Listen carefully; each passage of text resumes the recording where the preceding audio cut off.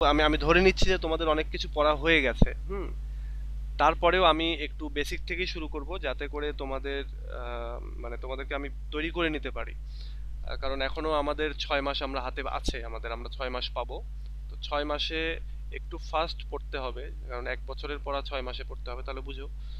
তো একটু ফাস্ট আমরা পড়বো, এবং এই ফাস্ট পড়তে গেলে আমাদেরকে একটু বেশি বেশি পড়তে হবে। আর 6 মাসের একটা প্রিপারেশন নিলে আমাদের ফার্স্ট ক্লাস হয়ে যাবে কিন্তু। আর ফার্স্ট ইয়ারে ফার্স্ট ক্লাস হলে second year, third year, fourth year এগুলো সব ইজি হয়ে যায়।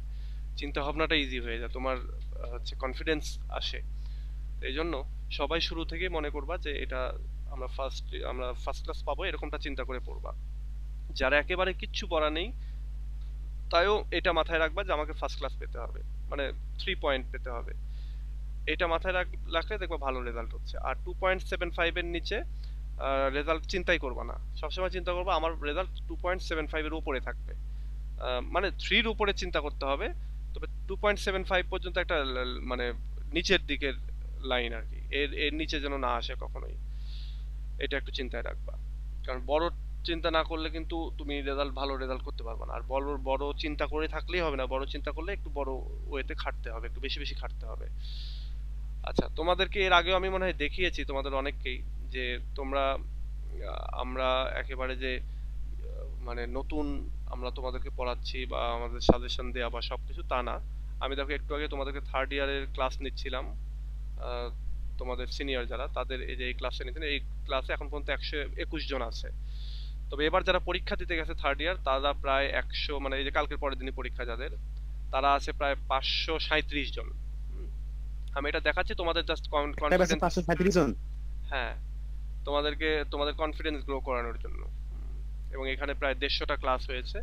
এরা এরা মান্থলি পেমেন্ট, এই যে দেখো 537 জন, মানে 536, আমি সহ 37। এই দেখো ওদের ক্লাসটা শেষ করে দিয়েছি এই 29 এপ্রিল, মানে কালকের আগের দিনে। তো এই যে 153টা ক্লাস হয়েছে। তো এটা আমি এই জন্য দেখাচ্ছি, তোমরা যে একেবারে কি বলে ইনএক্সপেরিয়েন্স কারো কাছে এসেছো এরকমটা না। আমি প্রায় 17 সাল থেকে এই অনলাইনে পড়াচ্ছি। তো এটা 23 সাল, 7 বছর অলরেডি হয়ে গেছে। তো 6 বছর আর কি। তো দেখো, আমাদের এটা ছিল, আমাদের ফোর্থ ইয়ারও আছে। আমাদের ফোর্থ ইয়ারে আছে হচ্ছে কতজন, আমাদের সেকেন্ড ইয়ারে আছে সবই দেখাই। আমাদের সেকেন্ড ইয়ারে 77 জন, এটা ভর্তি হচ্ছে। সেকেন্ড ইয়ার কেবল 3 মাস হচ্ছে, ক্লাস শুরু হচ্ছে, মানে ক্লাস চলতেছে। এটাও দেখা যাচ্ছে 150-200 জন হয়ে যাবে। থার্ড ইয়ারে সবচেয়ে স্টুডেন্ট বেশি হয়। তারপরে ফোর্থ ইয়ারে আছে 106 জন, এখানে আরো অনেকে ছিল কিন্তু এখন এই যে শেষের দিকে, আর ফোর্থ ইয়ারে গিয়ে অত বেশি পড়তে হয় না, যার জন্য এতজন আর কি। এখানেও প্রায় 150টার 110-20টা ক্লাস হয়ে গেছে।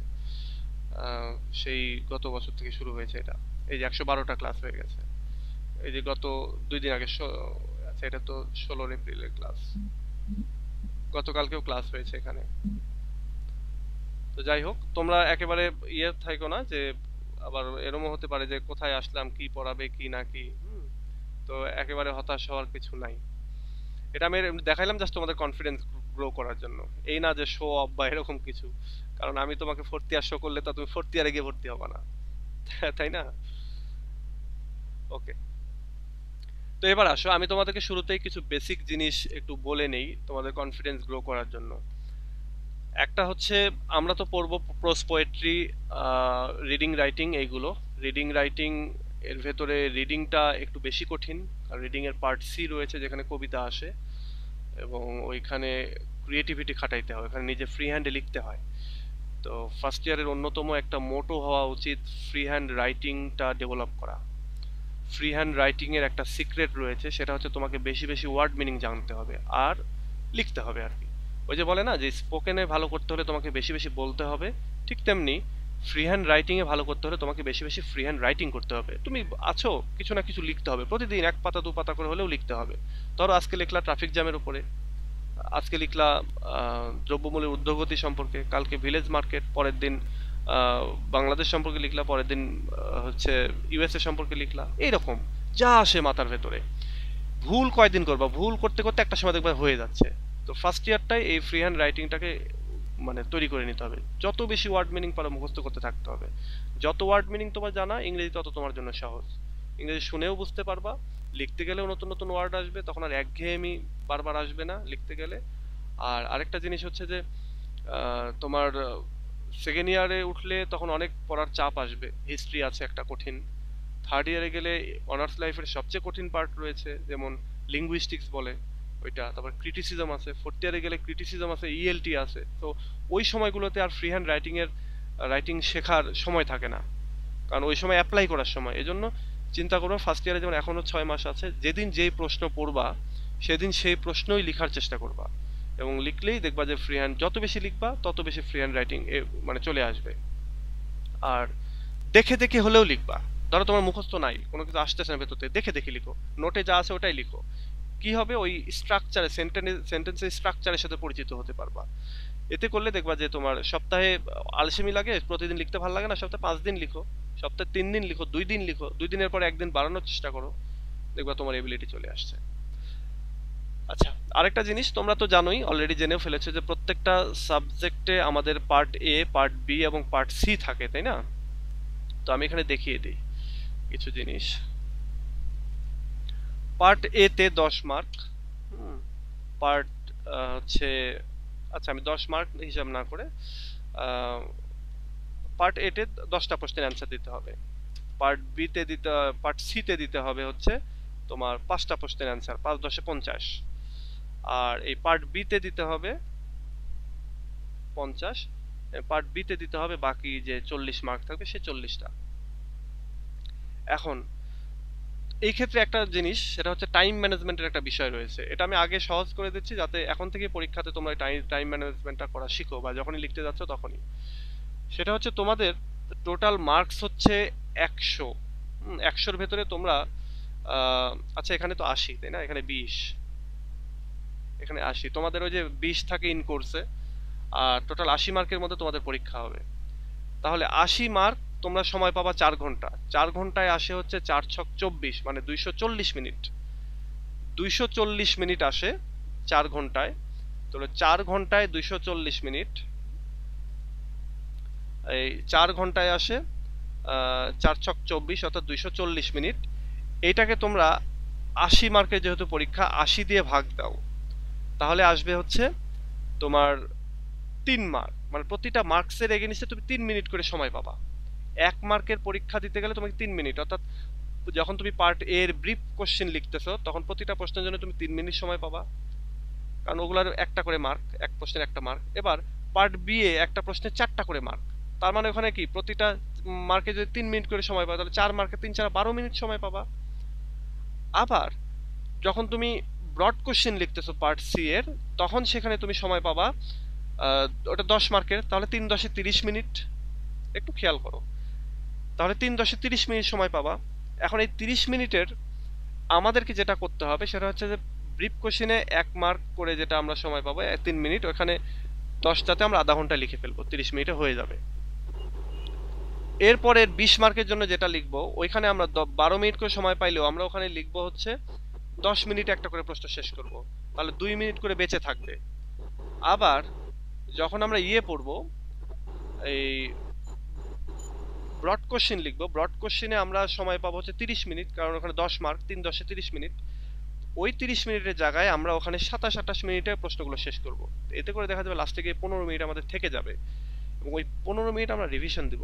ইংরেজিতে ভালো করার একটা অন্যতম হচ্ছে রিভিশন দেয়া। রিভিশন দিলে 5 থেকে 7 মার্ক সেভ হয়। আর রিভিশন না দিলে ওই আরেকটা ব্রড কোশ্চেন লিখে তুমি যদি 5 বা 6 পাওয়ার চেষ্টা করো, তাহলে আধা ঘন্টা লাগবে। তো 10 মিনিট বা 12 মিনিট 15 মিনিট রিভিশন দিয়ে যদি আমার 5 মার্ক 7 মার্ক সেভ হয়, তাহলে এটা বেশি ভালো না?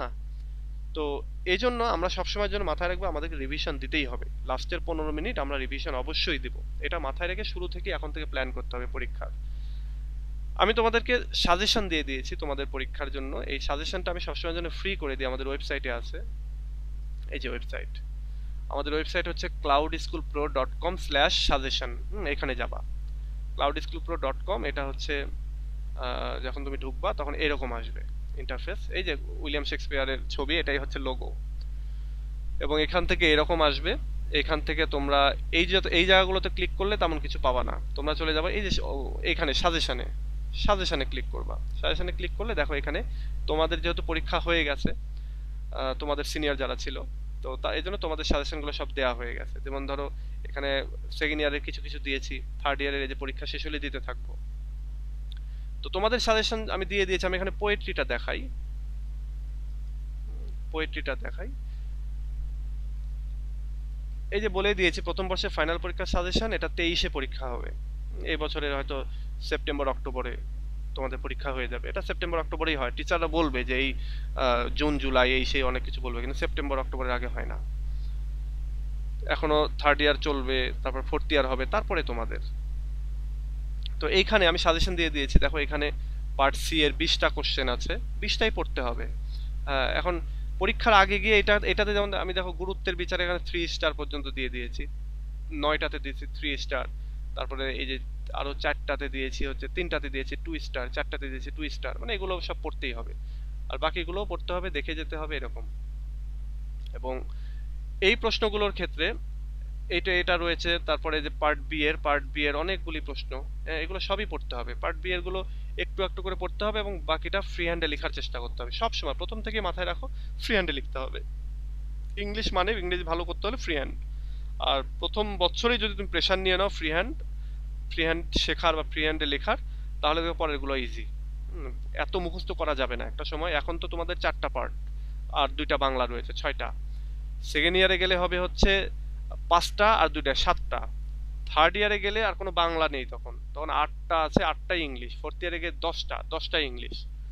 তো আর ওইদিকের এখন যেমন একটা কবিতা মিলে একটা প্রশ্ন, আর তখন 3টা 4টা কবিতা মিলে একটা প্রশ্ন হবে। অনেক কঠিন ওগুলো। তো এই জন্য ফ্রি হ্যান্ড শুরু থেকেই। তো এগুলো কিভাবে ফ্রি হ্যান্ড লিখতে হবে সেগুলো আমি তোমাদেরকে দেখিয়ে দেবো অবশ্যই। কি বলছিলা কেউ? স্যার আপনি ফ্রি হ্যান্ড রাইটিং এর গাইড করবেন না? আমি দেখিয়ে দিব, তবে একেবারে ফ্রি হ্যান্ড রাইটিং নিয়েই যে একবারে গাইড করব ওটা করতে গেলে সময় হবে না আর কি। একদিনে যেমন এই একটা প্রশ্নের বেশি আলোচনা করার টাইম পাওয়া যাবে না। একদিনে একটার বেশি বা 2টা টাইম আমি যদিও করতে পারবো, কিন্তু তোমরা তো পড়ে, এটা তো পড়ে আবার হোমওয়ার্ক দিতে হবে। তো এটা তোমরা করতে পারবে না। একদিনে 2টা করে প্রশ্ন মুখস্থ করা যায় না বা পড়া যায় না। ফার্স্ট ইয়ারে কিছুটা মুখস্থ মানে 80%ই মুখস্থ করতে হবে, 20% হয়তো তোমরা ফ্রি হ্যান্ড লিখতে পারবা। সবার ফ্রি হ্যান্ড রাইটিং থাকে না আর কি। আহ, এটা ধীরে ধীরে ডেভেলপ হবে।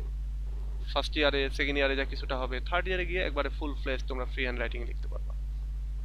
তাহলে এখানে এইটা আমরা পার্ট সি এর পেলাম। এরপরে পার্ট বি এর সাজেশন এখানে দিয়ে দিয়েছি এই পর্যন্ত। এরপরে পার্ট এ এর সাজেশনও এখানে দিয়ে দিয়েছি। তোমরা এখান থেকেই অনেক কিছু পড়তে পারবা। অ্যান্সার গুলো দেইনি, জাস্ট সাজেশন গুলো। তোমাদের সেট সাজেশন নামে একটা সাজেশন আছে, ওই সাজেশনটা কিনে নিও। তোমাদের অলরেডি বের হয়ে যাওয়ার কথা এই সাজেশনটা, সেট পাবলিকেশনের। ওইটা হলে স্যার ওখানে, কিনছি স্যার। হ্যাঁ ওইখান থেকে তোমরা এগুলো পড়ে ফেলতে পারবা।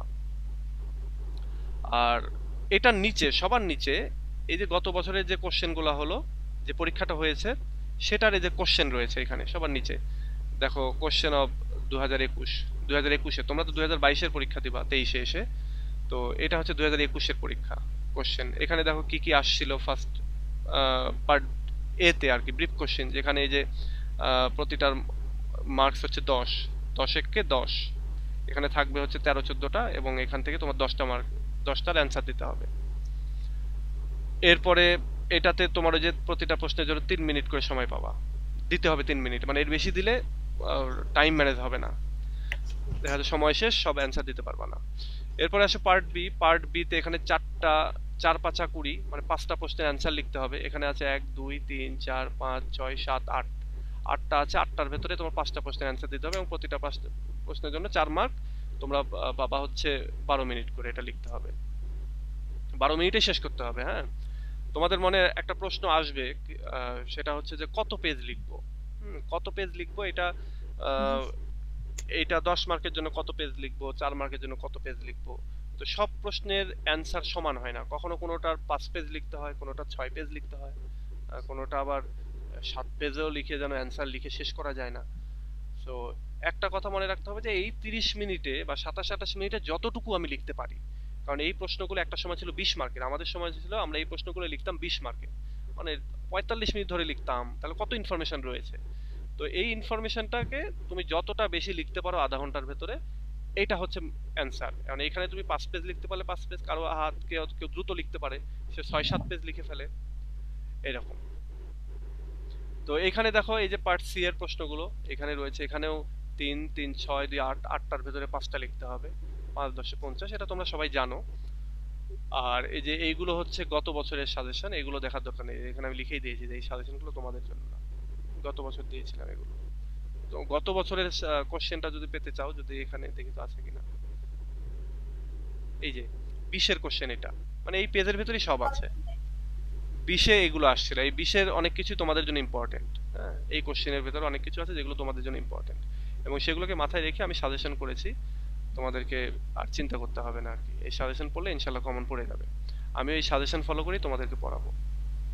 আচ্ছা, আজকে তোমাদেরকে আমি শুরু করি, সেটা হলো যে প্রথম থেকেই শুরু করতেছি, আমরা সনেট 18 বা গুড মোরো দিয়ে শুরু করি। আমি তোমাদেরকে একটা লেকচার শিট দেবো, লেকচার শিটটা আমি ওপেন করি, লেকচার শিটটা ইনফ্যাক্ট এখানে আছেও, বা আমি এর আগে এই এই পেজটা, এই গ্রুপটা আমি শুরু করেছি অনেক আগে, ফার্স্ট ইয়ারদেরকে শুরুতে মান্থলি পেমেন্টে পড়াতে শুরু করেছিলাম, কিন্তু দেখা যায় যে ওদের অংশগ্রহণটা ভালো ছিল না, যার জন্য এটা হয় ফার্স্ট ইয়ারের প্রথম দিকে আমরা অনেকে অনেক কিছু বুঝি না, যার জন্য নিয়মিত হতে পারি না, বা অনেক সময় এরকম দ্বিধাদ্বন্দ্বে থাকি যে টিচারের কাছে পড়বো নাকি আউটসাইডে কারো কাছে পড়বো, কেমন হবে কি হবে। তবে এটা ফার্স্ট ইয়ার সেকেন্ড ইয়ার পড়ার পরে অনেকে থার্ড ইয়ারে এসে এটা উপলব্ধিতে আসে যে না আসলে, কারণ ডিপার্টমেন্টের টিচাররা অনেক সময় কম পায়, তারা অনেক ব্যস্ত থাকে, ঠিক মতো সময় অত ওইভাবে দিতে পারে না, যার জন্য 24 আওয়ার্স তাদেরকে পাওয়া যায় না, কোনো কোশ্চেন করে পাওয়া যায় না, এই জন্যই পরবর্তীতে অনেকে আমাদের কাছে আসে। আচ্ছা, তো এই হচ্ছে আমরা এই প্রশ্নটা, তাহলে আমরা এই প্রশ্ন বলতে আমরা এই ইয়েটা পড়ে আসি। আমি একটা লেকচার শিট তোমাদেরকে দিই, লেকচার শিটটা আমি দিয়েছি এর আগেও, এই যে এখানেই রয়েছে। আমরা এখান থেকে পড়বো হচ্ছে সনেট 18, যেহেতু আমাদের শুরুতে রয়েছে সনেট 18 এর লেকচার শিটটা আমি তোমাদেরকে দিয়ে দিই, বা এটা আমি আগে পড়িয়ে দিই, হ্যাঁ, তারপরে আমরা দেখো এই লেকচার শিটটা আমি পিডিএফ দেবো, তোমরা যদি কেউ মনে করো যে পিডিএফটা আমি কোনো একটা জায়গায় গিয়ে প্রিন্ট আউট করে নিয়ে আসবো, সেক্ষেত্রে সেটাও করতে পারো, এটা এটা বেশি হেল্প করবে প্রিন্ট আউট করলে, এবং সেখান থেকে তোমরা মানে হার্ড কপি পেলে ওইটা পড়তে বেশি ভালো লাগবে। এখানে দেখো কি কি রয়েছে, আমি যদি এখানে দেখাই, একটা হচ্ছে যে কোনো কবিতা পড়তে গেলে কবিতার কবি সম্পর্কে বা কবিতা সম্পর্কে একটা ইন্ট্রোডাকশন লাগে, যে কবিতা কি কেমন সেটা, এরপর এই কবিতার কোনো ব্যাকগ্রাউন্ড আছে কিনা, হিস্টোরিক্যাল কনটেক্সট আছে কিনা, সেটা আমাদেরকে জানতে হয়, যে কেন এই কবিতাটা লেখা হয়েছে বা কোন প্রসঙ্গে লেখা, সেটা আমাদেরকে জানতে হয়। তো এইখানে এইটা আমাদেরকে জানতে হবে। এরপর এই কবিতার থিম জানতে হয়, কবিতার থিম মানে কবিতার সাবজেক্ট, থিম সাবজেক্ট টপিক এটা একই জিনিস। তো এই কবিতাটার ভেতরে কি রয়েছে সেটা আমাদেরকে জানতে হয়। এরপরে মুড অ্যান্ড টোন, এই কবিতা লেখার সময় কবি কেমন মুডে ছিলেন, তিনি কি লাভ মুডে রয়েছেন, তিনি কি অ্যাফেকশন মুডে রয়েছেন, নাকি তিনি অ্যাংরি মুডে রয়েছেন রাগান্বিত, নাকি ডিসপেয়ার ফ্রাস্ট্রেটেড, কোন মুডে রয়েছেন সেটা আমাদেরকে জানতে হয়। এরপরে আমরা এই কবিতাটা পুরোটা পড়বো, কবিতার ভিতর কোথায় কি বলা হচ্ছে সেটা, আর তারপরে সামারি, কবিতার সামারি, এরপরে ডিটেইল একটা অ্যানালাইসিস, যেটা আমি বলতেছি ডিটেইল সামারি। এরপরে এই কবিতার ভিতর গুরুত্বপূর্ণ কোটেশন, যেগুলো আমাদেরকে মুখস্থ করে রাখতে হবে, কবিতার প্রশ্নগুলির ভেতরে আমাদের লিখে দিতে হবে, কোটেশনগুলো প্রশ্নের ভেতরে দিয়ে দিতে হয়, যে কবি এই ব্যাপারটা বলেছেন এই লাইনের ভেতরে, আমি যখন কোটেশন দিব তখন তোমরা এখানে জানতে পারবে আর কি। এরপরে রয়েছে figure of speech, figure of speech সম্পর্কে আইডিয়া তোমাদের কার কার আছে একটু বলো তো, আইডিয়া নিয়েছো অলরেডি, এরকম কেউ কে কে আছো? জি স্যার, আমি করছিলাম। আচ্ছা, এই ফিগার অফ স্পিচ গুলোর ব্যাপারেও জানতে হয়। আমরা এটা কবিতা মানে আমরা যতদিন সামনে আগাবো একদিনে সব পড়লে মনে থাকবে না, কঠিন মনে হবে, এই জন্য আমরা কি করবো, একটু একটু করে পড়বো, একটু একটু করে সামনে আগায় যাবো, এবং আমি একটা একটা করে বুঝিয়ে দেবো, যে কবিতায় যেটা রয়েছে সেটা আমি বুঝিয়ে দেবো, তাহলে তোমাদের ফিগার অফ স্পিচ জানা হয়ে যাবে। ফিগার অফ স্পিচ আসলে আসবে না যে what is personification, what is alliteration, what is simile, metaphor, pun paradox, এগুলো আসবে না, কিন্তু আমাদেরকে জানতে হবে কবিতা ভালো করে বোঝার জন্য, রাইটিং ভালো করে বোঝার জন্য, যেটা আমাদের সেকেন্ড ইয়ার থার্ড ইয়ার ওই জায়গাগুলো তো লাগবে। আচ্ছা, তো আমি আজকে যেটা শুরু করবো একটু উল্টো দিক থেকে, উল্টো দিক থেকে বলতে আমরা এই কবিতাটা আমরা পড়া শুরু করব, শুরু করে আমরা তারপরে আমরা এই যে থিম টিম এগুলো পড়বো। তাহলে আমাদের বুঝতে সুবিধা হবে। এবং এটা পড়ার পরে আমি আগামী ক্লাস, আজকে যেহেতু অরিয়েন্টেশন শুরুর ক্লাস এই জন্য নোট দিচ্ছি না, আগামী ক্লাস থেকে আমি এগুলো নোট দিতে থাকবো। যেমন এই যে এই প্রশ্নটার নোট দেবো এবং আমি তোমাদেরকে হোমওয়ার্ক দেবো, আজকেও হোমওয়ার্ক দেবো এবং হোমওয়ার্কগুলো কমপ্লিট করতে হবে যদি ভালো করতে চাও। হুম, কারণ ফার্স্ট ইয়ারে হোমওয়ার্কটা করাটা খুবই গুরুত্বপূর্ণ। ফার্স্ট ইয়ারে আসলে হয় না যে তোমরা কেবল ইন্টারমিডিয়েট থেকে এসেছো, এখনো ইন্টারমিডিয়েট ভাব রয়েছে। তো ইন্টারমিডিয়েট ভাবটা কাটাইতে হবে, কারণ একটা জিনিস মাথায় রেখো যে অনার্সের নিজের দায়িত্ব নিজেকে নিতে হবে। তোমাদের কলেজগুলোতে অত বেশি ক্লাস হবে না, দেখবা মাসে হয়তো 7 দিন 8 দিন ক্লাস হচ্ছে, তুমি বসে আছো তোমরা অনেকক্ষণ, স্যার আসবে আসবে করে স্যার ক্লাসে আসলো না, সময় পাইলো না আর কি, টিচারদের অনেক ব্যস্ততা থাকে। তো এখানে নিজের দায়িত্বেই নিজেকে পড়ে নিতে হবে। আমি আমি যেমন এখানে তোমাদের একটা দায়িত্ব নিচ্ছি কি, যে আমি তোমাদেরকে বলে দিচ্ছি, নোট দিচ্ছি যে এটা এইভাবে পড়ো এটা ওইভাবে পড়ো, বাট রুমে কিন্তু তোমাদেরকেই পড়তে হবে। ওইখানে বাবা মারা বলবে না যে এই কি পড়ছিস দেখি, কতখানি পড়ছিস। হ্যাঁ, কারণ অনেকেই তোমরা হোস্টেলে থাকো, মেসে থাকো, অনেকে জব করো, হ্যাঁ, অনেকের প্রাইমারি স্কুলে জব আছে। আমাদের এখানে তো পুলিশের চাকরিও করো একজন মনে হয়, আজকে জয়েন করলে। এটা রেয়ার, আমি এরকমটা আমি বিদেশে থাকে এরকম স্টুডেন্ট আছে। জি স্যার। হ্যাঁ, বিদেশে থাকে এরকম এরকম আছে। তারপরে হচ্ছে মানে ডিফেন্সে চাকরি করে এবং লিটারেচার পড়ে, এটা আমি তোমাকেই পেলাম আর কি প্রথম। জি স্যার। তারপর অনেক রয়েছে, প্রাইমারি স্কুলের টিচার রয়েছে যারা থার্ড ইয়ার ফোর্থ ইয়ারে গেলে পাওয়া যায় আর কি। কিন্তু পুলিশের চাকরি করো তুমি, তুমিই প্রথম, আমি তোমাকেই প্রথম পেলাম আর কি। তো তুমি আমাদের সাথে লেগে থাকো, ইনশাআল্লাহ তোমার ভালো হবে, মানে রেজাল্ট ভালো হবে। আমি তোমার জি স্যার, তোমার কথা ইনশাআল্লাহ। যে বললো সে বললো যে তোমার এখনো পড়াশোনার ওইভাবে শুরু হয়নি, তুমি লেগে থাকো, হ্যাঁ। ইনশাআল্লাহ ভালো কিছু হবে। আচ্ছা, ওকে, তাহলে আমরা চলে এই কবিতাটা সম্পর্কে জানি। আমি ওই যে বলছিলাম একটু বেসিক থেকে শুরু করবো এবং ফার্স্ট পড়বো। আজকে আমরা শুরুর দিন, তাই আমরা একটু ধীরে ধীরে পড়তেছি। আমরা সামনের দিন থেকে একটু ফাস্ট এবং একটু দ্রুত পড়ে যেতে হবে, কারণ এই পার্টটা আমাদেরকে 1 মাসে শেষ করতে হবে। হুম, আমরা হয়তো 2 দিনে, একদিনে 2টা প্রশ্ন পড়বো, এরকম করতে হবে। আমি নোটগুলো দিয়ে দেবো সহজ, মানে সহজ করে নোটগুলো দেওয়ার চেষ্টা করবো যাতে করে তোমরা পড়তে পারো, মনে থাকে সেরকম চেষ্টা করবো। চলো আমরা তাহলে আজকে সনেটে 18টা একটু পড়ি। আচ্ছা, অরিনের মাইকটা অফ রাখো। হ্যাঁ, মাইকটা অফ না রাখলে সাউন্ড আসতেছে, যেটা আবার এই যে আমরা রেকর্ড করতেছি, রেকর্ড আবার ভালো হবে না। তোমাদের অনেকেই থাকবে কারেন্ট চলে যাবে, বিদ্যুৎ চলে যাবে, নেটের কানেকশন হয়তো বা কেটে যাবে। তো ওই জন্য সবার জন্য রেকর্ড করি এবং রেকর্ডটা দিয়ে রাখি যাতে করে বুঝতে সুবিধা হয় পরবর্তীতে। বিভিন্ন কাজের ব্যস্ততার জন্য অনেকে হয়তো ক্লাস করতে পারবে না, তখন পরে ভিডিওটা দেখে নিতে পারবা। সো অডিট হওয়ার কিছু নেই। হ্যাঁ, আমাদের ভিডিওটা 2 জায়গায় রেকর্ড হয়, যার জন্য কোনোভাবে মিস হওয়ার চান্স নেই। এখন পর্যন্ত মিস হয়নি। আর অনেক সময় এরকম হয় যে আমি চালাতেই ভুলে গেছি, অন করতে ভুলে গেছি। দেখো, আর তোমাদেরকে একটু বেশি সময় দিতে হবে, যার জন্য তোমাদেরকে আমি 9:30টায় নিয়েছি। হ্যাঁ, আদারওয়াইজ আমি যদি 8:30 থেকে নিতে শুরু করতাম তাহলে তোমরা জাস্ট কাটা কাটা 1 ঘন্টা পাইতা। আর তোমাদেরকে একটু বেশি সময় দিতে হবে, এই জন্য একটু রাত হচ্ছে 9:30টায়, কিন্তু তারপরেও এই রাতটাই তোমরা একটু থাকার চেষ্টা করো। জি স্যার, এটাই বেস্ট টাইম স্যার, এটাই ভালো স্যার। আচ্ছা, তো চলো আমরা দেখি সনেটে 18টা পড়ি এবং সেখান থেকে আমরা এই প্রশ্নটা নিয়ে একটু আলোচনা করব। প্রশ্নটা একটু মাথায় রেখো পড়ার সময়, সেটা হচ্ছে যে উইলিয়াম শেক্সপিয়ার কিভাবে তার ফ্রেন্ডকে ইমর্টালাইজ করেছেন এই কবিতায়, অথবা গ্লোরিফাই করেছেন, কিভাবে প্রশংসা করেছেন তার ফ্রেন্ডের সৌন্দর্যের। এটা আমরা এই কবিতা যখন পড়বো তখন আমাদের ইয়ে চলে আসবে। দেখো আমরা এখানে দেখি, আমাদের কবি এখানে বলতেছেন যে এই কবিতাটা মূলত তার ফ্রেন্ডকে উদ্দেশ্য করে। আমাদের উইলিয়াম শেক্সপিয়ারের কবিতা এটা, তিনি তার বন্ধুর, তার এক বন্ধু আছে, বন্ধুটা খুবই সুন্দর, এবং এই সুন্দর বন্ধুর রূপের প্রশংসা করে তিনি এই কবিতাটা লিখতেছেন। এবং তিনি বলতেছেন যে shall I compare thee to a summer's day, কারণ ইংল্যান্ডে জানো যে সামারের দিন অনেক সুন্দর দিন, কারণ ওদের ইউরোপে ম্যাক্সিমাম টাইমে শীত থাকে। তো গ্রীষ্মের দিন মানে ওখানে টেম্পারেচার ধরো 20 ডিগ্রি, 18 ডিগ্রি বা 22 ডিগ্রি এরকম। আমাদের এখানে মতো এরকম 40 ডিগ্রি না আর কি। তো এখানে কবি বলতেছেন যে তার বন্ধুকে, যে আমি কি তোমাকে গ্রীষ্মের দিনের সাথে তুলনা করব? গ্রীষ্মের দিনটা অনেক সুন্দর, হ্যাঁ, আমি কি তোমাকে গ্রীষ্মের দিনের সাথে তুলনা করব? দাও art more lovely and more temperate, না, কারণ তুমি তার চাইতেও আরো বেশি চমৎকার, আরো বেশি উষ্ণ এখানে আর্ট বলতে আর, হ্যাঁ, আগেকার দিনের কারণ আসতে 500 বছর আগের ল্যাঙ্গুয়েজ, তো এই জন্য এখানে আর্ট, কিন্তু এই আর্ট মানে হচ্ছে আর, এ আর ই আর।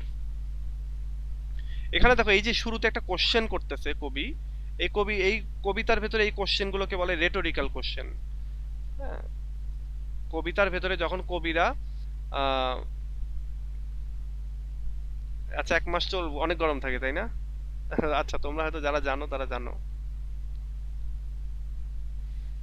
আচ্ছা, কি বলছো যে 1 মাস প্রচুর গরম থাকে, অলমোস্ট 40 ডিগ্রিতে চলে যায় টেম্পারেচার।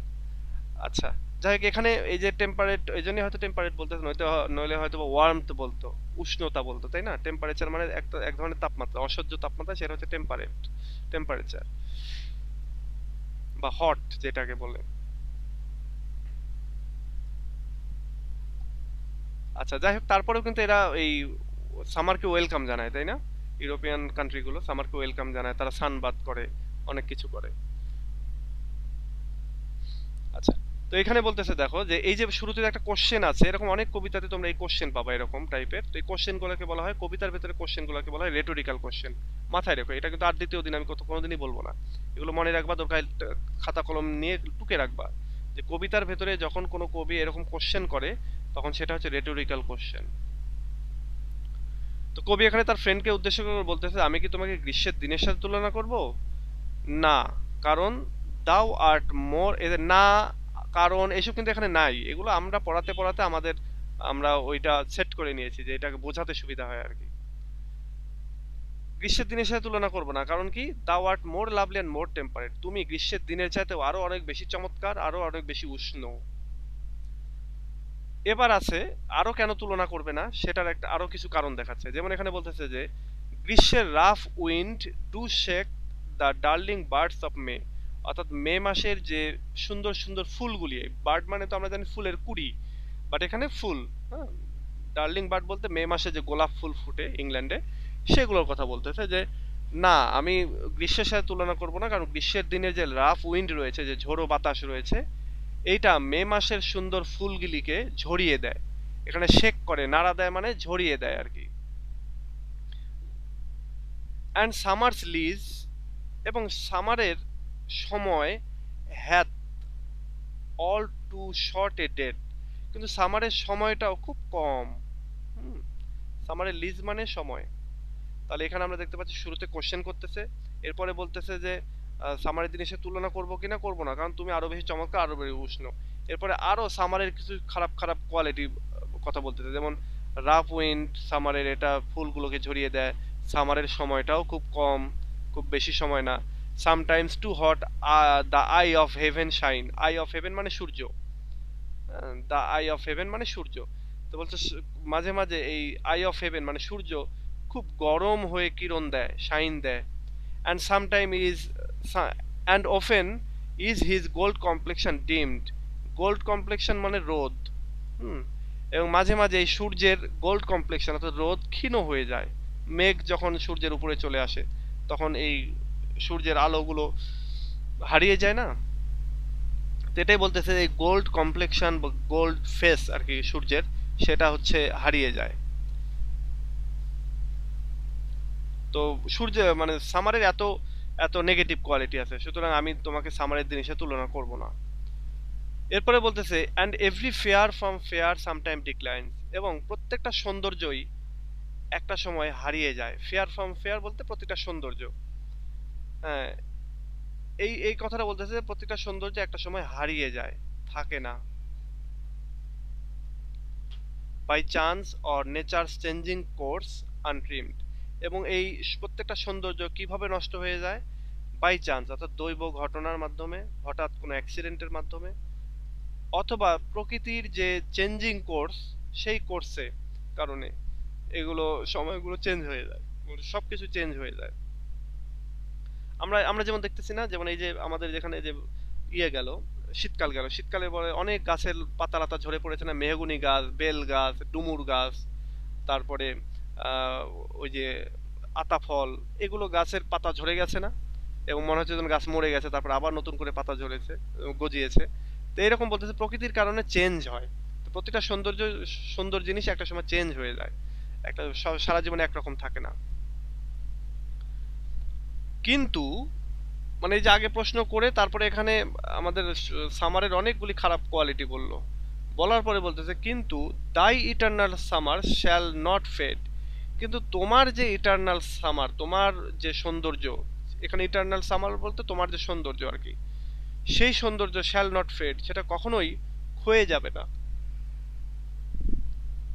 সেটা কখনোই ক্ষয়ে যাবে না, সেটা কখনোই নষ্ট হবে না। Nor lose possession of that fair that thou ow'st, অথবা তুমি যে সৌন্দর্যটা পজেস করো, তোমার অধিকারে যেটা রয়েছে সেটা কখনোই তুমি হারাবে না। বলে তোমার সামার কখনোই ক্ষয়ে যাবে না, সামার শেষ হয়ে যাবে না, অথবা তুমি যে সৌন্দর্যটা তোমার রয়েছে সেটা কখনো নষ্ট হবে না। নট শ্যাল ডেথ ব্র্যাগ দাও ওয়ান্ডারস্ট ইন হিজ শেড, অথবা মৃত্যু তোমার উপরে কখনো তার ভয়ঙ্কর যে থাবা, ভয়ঙ্কর যে ছায়া, সে ছায়া ফেলতে পারবে না। অর্থাৎ মৃত্যুও তোমার এই সৌন্দর্যটাকে কখনোই নষ্ট করতে পারবে না। when in eternal lines to time thou growest, কেন পারবে না মৃত্যু, বা কেন তোমার সৌন্দর্য হারাবে না, কেন তোমার ইটারনাল সামার কখনোই হারাবে না, কেন? কারণ তুমি হচ্ছে এই ইটারনাল লাইনের ভেতরে গ্রোস্ট, অর্থাৎ মানে জেগে থাকবা বা জীবন্ত থেকে যাবা। ব্যাপারটা হচ্ছে যে এখানে এই ইটারনাল লাইন বলতে এই কবিতার কথা বলতেছে।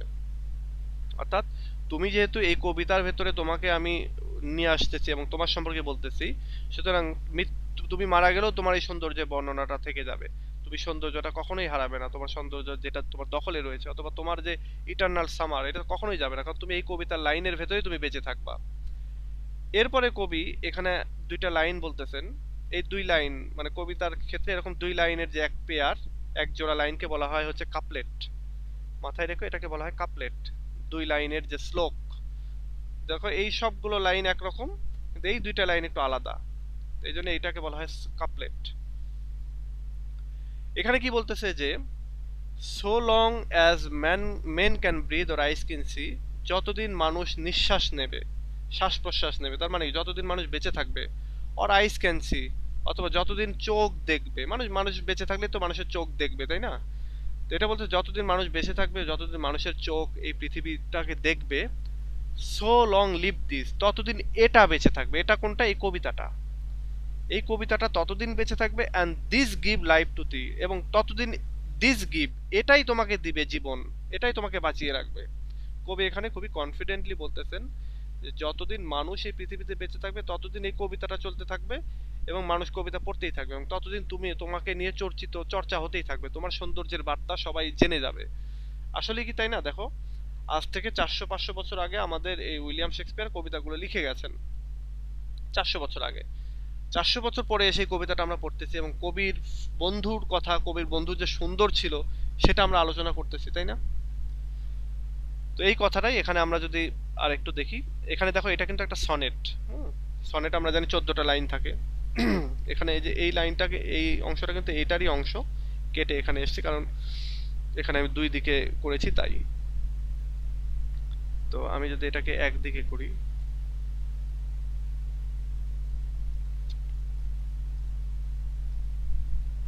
এটাকে যদি এক কলামে করি, তাহলে আমাদের দেখো এই যে টাইম, এখানে কিন্তু 14টা লাইন রয়েছে।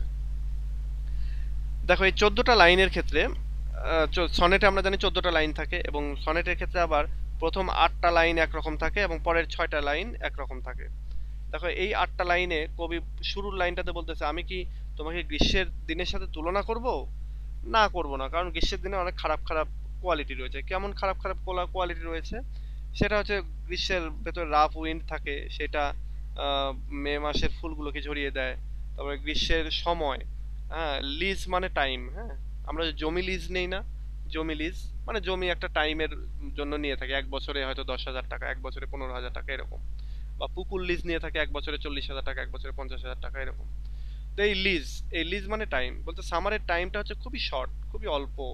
এটা একটা সামারের নেগেটিভ দিক। সামারে সূর্য খুব প্রখর ভাবে গরম হয়ে কিরণ দেয়, এটা একটা নেগেটিভ দিক। তারপর সামারের যে সূর্যের যে রোদ, এটার উপর অনেক সময় মেঘের ছায়া পড়ে, এর ফলে সেটা আর ওইভাবে কিরণ দিতে পারে না, ডিম হয়ে যায়, ক্ষীণ হয়ে যায় আলোটা, সুতরাং এটা একটা খারাপ দিক। এবং কি প্রকৃতির যত সৌন্দর্যই আছে এই সৌন্দর্য একটা সময় ডিক্লাইন হয়ে যায়, ধ্বংস হয়ে যায়, এবং সেটা ধ্বংস হয় হয় দুর্ঘটনার কারণে হোক বা প্রকৃতির চেঞ্জের কারণে হোক। দুর্ঘটনার কারণে কিভাবে আমি বুঝিয়ে দিই, দেখো ধরো একটা গাছ, সেই গাছের সাথে তুমি বা একটা গাড়ি নিয়ে যাচ্ছ, যাইতে গিয়ে গাছের সাথে ধাক্কা দিলে, এবার গাছটা ভেঙে গেল, তাহলে এটা একটা দুর্ঘটনায় গাছটা মরে গেল। আবার গাছটা দেখা যাচ্ছে যে বয়স হতে হতে একটা সময় বয়সের কারণে গাছটা মারা গেল, বা প্রকৃতির একটা চেঞ্জের কারণে গাছটা মারা গেল। হয়তো দেখা যাচ্ছে তাল গাছ দীর্ঘদিন ধরে থাকতে থাকতে একটা সময় ঠিকই মারা যায় না? তো ওই রকম আর কি। তো প্রকৃতির কারণেই হোক আর যে কারণেই হোক, এই সবকিছু একটা সময় নষ্ট হয়ে যায়। তো এই 6 লাইনে ভাবের শুরু করলো আর কি, কিন্তু এই এই 7 লাইন, এই 6 লাইনে এসে, এই প্রথম 8 লাইনে ভাবের শুরু করলো, পরের লাইনে 8 লাইনে এসে এটা শেষ করতেছে যে আমি তুলনা করব না। কেন করব না? এই খারাপ দিন রয়েছে। এরপরে বলতেছে কিন্তু তোমার সামার কখনোই ফেড হয়ে যাবে না, তুমি যে সৌন্দর্য ধারণ করো এটা কখনোই তুমি হারাবে না। মৃত্যুও তোমার উপরে এসে তো তার কালো ছায়া বিস্তার করতে পারবে না, তোমাকে মানে বিস্মৃতির অতল গহ্বরে হারাতে দেবে না। কারণ এই লাইনগুলোর ভেতরেই তুমি বেঁচে থাকবা, এই কবিতার লাইনগুলোর ভেতরে বেঁচে থাকবা। এরপরে কবি খুব কনফিডেন্টলি বলতেছেন যে মানুষ যতদিন পৃথিবীতে বেঁচে থাকবে, শ্বাস প্রশ্বাস নেবে, চোখ যতদিন দেখবে, ততদিন এই কবিতা বেঁচে থাকবে এবং এই কবিতাই তোমাকে জীবন দিবে। আসলে দেখো, তাই 400 বছর পর আমরা এই কবিতা পড়তেছি, এই কবিতার মাধ্যমে কবির ওই বন্ধুকে আমরা পড়তেছি, বন্ধুর সৌন্দর্য সম্পর্কে জানতেছি। আচ্ছা, তো এই হচ্ছে আলোচনা। এবার এইটুকুর ভেতরে তোমাদের কোনো প্রশ্ন থাকলে তোমরা আমাকে প্রশ্ন করতে পারো।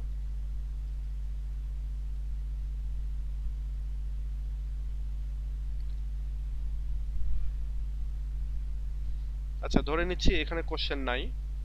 আমরা এবার চলে যাই এখানকার শুরুর থেকে। দেখো, সনেট 18 ইজ, স্যার একটা বলো। স্যার ওই যে প্রথম লাইনে বলছে shall I compare to summer day, sir এটা তো একটা রেটরিক কোশ্চেন স্যার, ওটাকে আমরা কি হচ্ছে অ্যাপোস্ট্রফি বলতে পারি না? কারণ হচ্ছে সামারের সাথে হচ্ছে সামারকে হচ্ছে মূলত উদ্দেশ্যকে বলতেছে। হ্যাঁ, এটা তাও বলতে পারি, তাও বলতে পারি। আবার এখানে দেখো, সামারের দিনের সাথে তুলনা করার একটা চেষ্টা চলতেছে, তো তার মানে এখানে এখানে একটা ইমপ্লাইড মেটাফোরও রয়েছে। হ্যাঁ, অনেক কিছুই রয়েছে আর কি। একটা কবিতায় যখন আমরা এক্সপ্লেইন করব, যেমন এখানে ধর আমি সবার শেষে দিয়ে দিয়েছি এখানে কি কি ফিগার অফ স্পিচ রয়েছে। যেমন এখানে অ্যাসোনেন্স রয়েছে, অ্যালিটারেশন রয়েছে। অ্যালিটারেশন কোথায় রয়েছে দেখো, সো লং লিভ দিস, তাহলে লং এর এল, তারপরে হচ্ছে লিভের এল, তারপরে টি রয়েছে, যেমন টাইম গ্রোস্ট টি রয়েছে। তারপরে যে ইমেজেরই রয়েছে, ইমেজ কি কিসের ইমেজ রয়েছে? রাফ উইন্ড আমরা পাচ্ছি। রাফ উইন্ড মানে কি? ইমেজ মানে কি? ছবি। রাফ উইন্ড ঝোড়ো বাতাসের ছবি আমরা যেন দেখতে পাচ্ছি। তারপরে এখানে মৃত্যুর ছবি দেখতে পাচ্ছি, মৃত্যুর কথা বলতেছে যে eternal summer shall not fade, বা এটা চিরন্তন একটা সামার দেখতে পাচ্ছি। হ্যাঁ, তারপরে যে ডার্লিং বার্ড মানে ফুলের ছবি যেন দেখতে পাচ্ছি। এখানে দেখো রাফ উইন্ড ঝোড়ো বাতাসকে পার্সনিফাই করা হচ্ছে, ঝোড়ো বাতাস গিয়ে ফুল ঝরিয়ে দিচ্ছে, তাহলে ঝোড়ো বাতাসকে এখানে পার্সনিফাই করা হচ্ছে, পার্সনিফিকেশন আছে। এই যে metaphor, shall I compare to A summer, এখানে একটা মেটাফোর রয়েছে। এরপর রেটোরিক্যাল কোশ্চেন, এই যে এটা, এই যে এখানে এটাকে রেটোরিক্যাল কোশ্চেন বলা হচ্ছে। কাপলেট, সবার শেষের 2 লাইন হচ্ছে কাপলেট। তারপর এন্ড রাইম রয়েছে এখানে, এই যে temperate date, shade fade, day may, see thee, এগুলো রয়েছে। আয়াম্বিক পেন্টামিটার রয়েছে। আয়াম্বিক পেন্টামিটার কি? এগুলো আমি সব বুঝিয়ে দেবো তোমাদেরকে, ধীরে ধীরে সবই বুঝিয়ে দেবো। আজকে রেটোরিকটা বুঝে নাও, যে রেটোরিক কোশ্চেন ওইটা। আর তুমি যেটা বললা যে ওটা কি বললা, অ্যাপোস্ট্রফি। অ্যাপোস্ট্রফি। অ্যাপোস্ট্রফি তোমাদেরকে লিখতে হবে না কখনোই, পরীক্ষাতেও আসবে না, তো এটা না জানলেও সমস্যা নাই। কোথাও লিখতে হবে না যে এখানে অ্যাপোস্ট্রফি রয়েছে। আমাদেরকে simile, metaphor, pun, paradox, climax, anti climax, hyperbole, onomatopoeia, তারপরে পার্সনিফিকেশন, তারপরে অ্যালিটারেশন, তারপরে ইমেজেরি, ইমেজ, এই কয়েকটা যা আমাদেরকে পড়তে হবে, এবং এই সবগুলোই আমি তোমাদেরকে শিখিয়ে দেবো। তোমাদের কোনো টেনশনই নাই আর কি। এই যে আয়াম্বিক পেন্টামিটার, কেন আয়াম্বিক পেন্টামিটার, কি করলে আয়াম্বিক পেন্টামিটার তুমি বুঝতে পারবে, এগুলো সব আমি শিখিয়ে দেবো তোমাদেরকে। তোমরা শুধু লাইন মানে সাথে থাকো তাহলেই হবে, আর প্রতিদিন ক্লাসগুলো করার চেষ্টা করো। একদিন যদি কোনো কারণে মিস হয়ে যায়, তারপরেও তোমরা ওই ভিডিওটা দেখে নিবা। তাহলে দেখো, আমরা এখান থেকে পড়ি যে sonnet 18 is one of the best known of the 154 sonnets written by the English playwright and poet William Shakespeare. William Shakespeare 154টা সনেট লিখেছেন তার জীবনে, এবং এটা হচ্ছে 18 নম্বর সনেট, এবং এটা ওই 154টা সনেটের ভেতরে one of the best known, মানে যতগুলো সনেট খুব বিখ্যাত তার ভেতরে একটা এটা। সারা জীবনে আমাদের উইলিয়াম শেক্সপিয়ার 154টা সনেট লিখেছেন এবং 37টা প্লে বা মানে নাটক লিখেছেন, ট্র্যাজেডি কমেডি, ট্র্যাজিকমেডি, এগুলো সব মিলিয়ে আর কি। সেকেন্ড ইয়ারে গেলে আমরা তার ড্রামা পড়বো। দেখো, sonnet 18 is a typical English and Shakespearean sonnet. Sonnet 18 হচ্ছে গতানুগতিক ইংলিশ একটা সনেট, এবং এটা শেক্সপিয়ারের সনেট। মানে সনেট বিভিন্ন রকমের আছে, যেমন সেনেকান সনেট, তারপরে পেত্রারকান সনেট, তারপরে স্পেন্সারিয়ান সনেট, তারপরে শেক্সপিয়ারিয়ান সনেট, তারপরে মিল্টনিক সনেট। এরকম অনেকগুলো সনেট আছে, তারপরে এটা হচ্ছে উইলিয়াম শেক্সপিয়ারের সনেট। এবং এটাতে সনেট মানে 14 লাইন থাকবে, এখানে 14 লাইন রয়েছে, এবং আয়াম্বিক পেন্টামিটার রয়েছে। আয়াম্বিক পেন্টামিটার কি আমি আরেকদিন বুঝিয়ে দেব। এবং এখানে 3টা কোয়াট্রেইন রয়েছে। হ্যাঁ, কোয়াট্রেইন মানে একটা কোয়াট্রেইন মানে 4টা করে লাইন। হ্যাঁ, 3 4 12। তাহলে আমরা যদি এখানে কবিতাটা দেখি, একটু খেয়াল করি, তাহলে দেখো 4টা কোয়াট্রেইন রয়েছে। এই 4টা কোয়াট্রেইন মানে এই একটা কোয়াট্রেইন অর্থাৎ 4 লাইন, এই একটা কোয়াট্রেইন 4 লাইন, আরেকটা হচ্ছে এই 4 লাইন, তাহলে 3টা কোয়াট্রেইন। কোয়াট্রেইন মানে 3 লাইনের এক একটা স্ট্যানজা, মানে প্যারা বলতে পারি আমরা, 3 লাইনের প্যারা, সরি 4 লাইনের প্যারা। এবং এখানে এই 4 লাইনের যে প্যারা সেগুলোকে বলা হচ্ছে তোমার কোয়াট্রেইন। তো এই কোয়াট্রেইন 1টা 2টা 3টা কোয়াট্রেইন রয়েছে, এবং 2 লাইনের যে প্যারা সেটাকে বলা হচ্ছে কাপলেট। সুতরাং এখানে একটা কাপলেট রয়েছে, একটা কাপলেট 3টা কোয়াট্রেইন। দেখো আমরা এখানে এটাই বলতেছে যে এটার 3টা কোয়াট্রেইন রয়েছে এবং সেটাকে ফলো করতেছে একটা কাপলেট রয়েছে, ওই যে লাস্টের 2 লাইন আর কি, ওটাকে বলতেছে কাপলেট। কাপল থেকে কাপলেট, হ্যাঁ মনে রেখো, কাপল থেকে কাপলেট। আর কোয়ার্টার থেকে কোয়াট্রেইন। কোয়ার্টার মানে কি 4 ভাগের 1 ভাগ, বা 4 কোয়ার্টার মানে হচ্ছে 4। তো ওই 4 থেকে কোয়াট্রেইন, কোয়ার্টার থেকে কোয়াট্রেইন। আর কাপল থেকে কাপলেট। কাপল কি একজনে কাপল হয়? হয় না, 2 জনে হয়। আচ্ছা, it also has the characteristic rhyme scheme. এর আবার উইলিয়াম শেক্সপিয়ারের যে রাইম স্কিম যেরকম, সেরকম রাইম স্কিম রয়েছে, যেমন A B A B, C D C D, E F E F G G. এখানকার রাইম স্কিমগুলো উইলিয়াম শেক্সপিয়ারের ম্যাক্সিমাম সনেটারি রাইম স্কিম এটাই, যে A B A B, C D C D, E F E F G G. Rhyme scheme কিভাবে বের করে এটা আমি দেখিয়ে দেবো। দেখো, the poem reflects the rhetorical tradition of an Italian or Petrarchan sonnet. এই কবিতার ভেতরেও আমরা একটা রিফ্লেকশন দেখতে পাই, একটা রেটোরিক্যাল ট্র্যাডিশন দেখতে পাই। সেটা হচ্ছে ইটালিয়ান যে সনেট রাইটার পেত্রাক, তার নাম অনুসারে যে পেত্রারকান সনেট রয়েছে, সেই সনেটের মতো এখানে একটা আমরা ট্র্যাডিশন যেন দেখতে পাচ্ছি। যেমন ওই যে প্রথম 8 লাইন, পরের 6 লাইন, এরকমটা। Petrarchan sonnets typically discuss the love and beauty of beloved. Petrarchan sonnet সাধারণত মূলত আলোচনা করে থাকে হচ্ছে ভালোবাসা এবং প্রেমিকার সৌন্দর্যকে নিয়ে ডিসকাস করে থাকে। often an unattainable love but not always. এবং পেত্রারকান সনেটের মেইন থিম হচ্ছে লাভ, এবং এখানে আনঅ্যাটেইনেবল অর্থাৎ যে ভালোবাসা পূর্ণতা পায়নি, এরকম ভালোবাসাটা নিয়ে হচ্ছে আলোচনা করে। এবং সবসময় যেটা করে তা না, তবে ম্যাক্সিমাম ক্ষেত্রে আনঅ্যাটেইনেবল ভালোবাসাটাকে নিয়েই আলোচনা করে পেত্রারকান সনেট।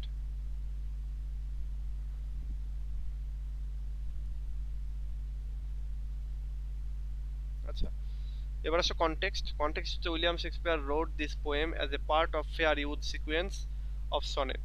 অর্থাৎ তার একটা সনেটের সিকোয়েন্স ছিল, সেটা হচ্ছে ফেয়ার ইউথ, অর্থাৎ সুন্দর হচ্ছে যুবক বা যৌবন নিয়ে তিনি লিখেছেন, এবং সেই সিকোয়েন্সেরই একটা হচ্ছে এইটা, which historian actually believed were about a young man. এবং হিস্টোরিয়ান যারা রয়েছে তারা বিশ্বাস করে যে এটা এই ফেয়ার ইউথ ছিল হচ্ছে একটা ইয়াং ম্যান, মানে একজন যুবক লোক আর কি, পুরুষ মানুষ। Do some research on Shakespeare's life and the inspirations for his sonnet in particular. এবং বলতেছে যে কিছু রিসার্চ করার কথা বলতেছে। Write up your findings in an essay, give special, মানে এখানে একটা করতে বলতেছে যে এই যে ফেয়ার ইউথ সম্পর্কে এগুলো জানতে গেলে উইলিয়াম শেক্সপিয়ারের লাইফ সম্পর্কে রিসার্চ করতে হবে, বা তিনি কোন জায়গা থেকে ইন্সপিরেশন পেয়েছেন সেগুলো লিখে রাখতে হবে, ফাইন্ডিং গুলো। And give special attention to how sonnet were viewed at that time. এবং ওই সময় সনেট গুলোকে কি চোখে দেখা হতো সেটা সম্পর্কে একটা স্পেশাল অ্যাটেনশন দিতে বলতেছে, as well as which other poet were writing them, এবং অন্যান্য পোয়েটরা সনেটগুলোকে যেমন কিভাবে লিখতেন, কেমন করে লিখতেন, সেগুলো জানার কথা বলতেছে। And what we know about Shakespeare sonnet today, এবং যেটা আমরা শেক্সপিয়ারের সনেট থেকে জানি, মানে এটুকু আর কিছু আসলে দরকার নেই, এইটুকুই হচ্ছে মেইন জিনিস, এটুকুই হচ্ছে মেইন জিনিস। এটা হচ্ছে একটা ফেয়ার ইউথ সম্পর্কে তিনি লিখতেছেন। আমরা আরো জানবো, যখন প্রশ্ন পড়বো আরো অনেক কিছু জানবো, ফেয়ার ইউথটা কে, তার নাম কি, এরকম অনেক কিছু আমরা জানবো।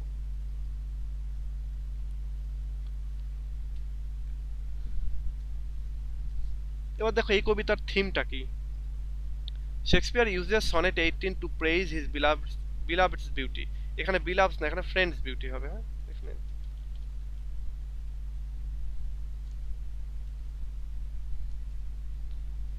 এখানে শেক্সপিয়ার তার এই সনেট 18টা তিনি ইউজ করতেছেন তার ফ্রেন্ডের বিউটি সম্পর্কে আলোচনা করার জন্য, and describes all the ways in which their beauty is preferable to a summer's day.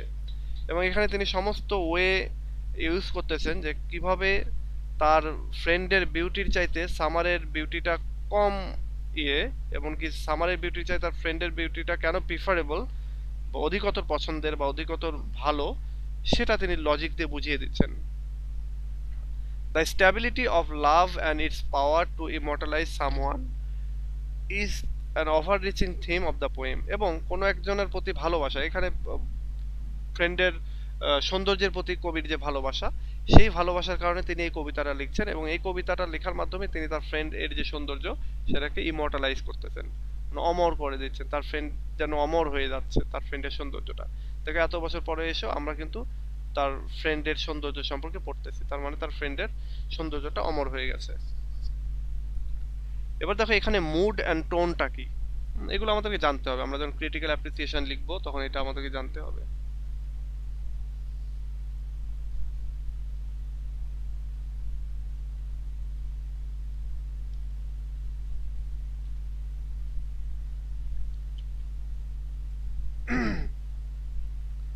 ওকে, এবার দেখো the mood and tone of Shakespeare sonnet 18 is one of deep love and affection.